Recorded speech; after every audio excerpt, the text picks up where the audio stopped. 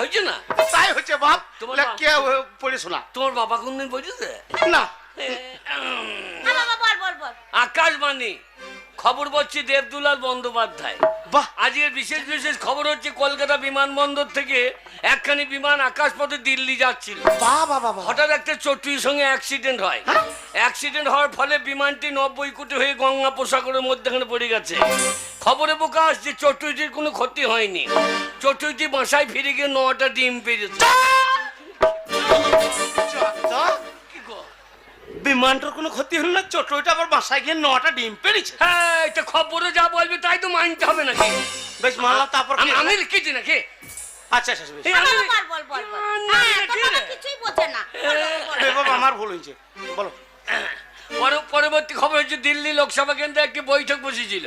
আচ্ছা। সেই বৈঠকে যোগ দিয়েছিলেন প্রধানমন্ত্রী, অর্থমন্ত্রী, রেলমন্ত্রী, এমনি করে 25